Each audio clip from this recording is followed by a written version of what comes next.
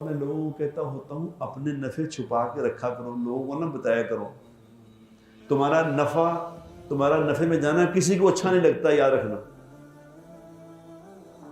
میں نے پتا چلا نا اگر پیسے بہت آ گئے تو کہہ یار میں جیسا کام کیتا جناب مال ہی مال ہو گیا، تو مجھے غصہ آنا ہے، یاد رکھنا، میں نے اپریشیٹ نہیں کرنا اس بات کو۔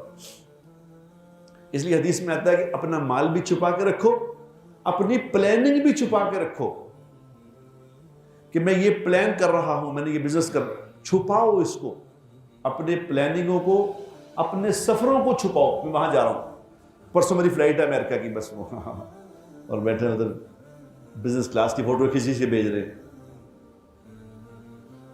پھر کیا ہوتا ہے، پھر پتا چلا کہ گھر لڑائی ہو گئی۔ کئی عورتوں کو میں نے دیکھا کہ وہ عورتوں کے جن کے خامد ذرا مال مول، وہ ایک دم فوٹو کھینچ کے بزنس کلاس کی فوٹو وہاں گئی ہیں لندن میں، وہاں ایک ہوٹل میں انہوں نے کسی کھانا کھا رہی ریسٹورنٹ میں، اس کی فوٹو کھینچ کے فیس بک پہ لگا رہی ہیں۔ آندھی لڑائی ہو جاتی، کہتی پتہ نہیں کس نے کچھ کر دیتا ہے، پھر کہتے کسی نے کچھ کرتا ہے، وہ کیتا نہیں، تم نے خود ہی کر لیا اپنے اوپر۔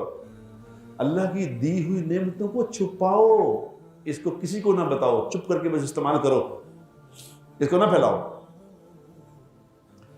ماں باپ اپنی اولاد کے پاس اور اولاد کو ترقی کرتا دیکھ کے ماں باپ تو خوش ہو سکتے ہیں، بہن بھائی بھی نہیں ہوتے، یاد رکھنا۔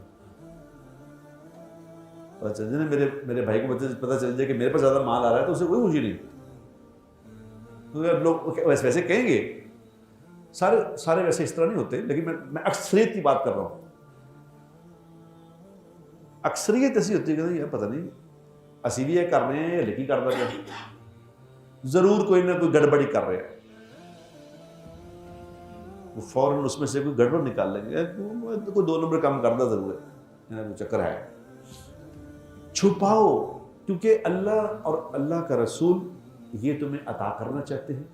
ماں باپ خوش ہوتے ہیں، لوگ خوش نہیں ہوتے۔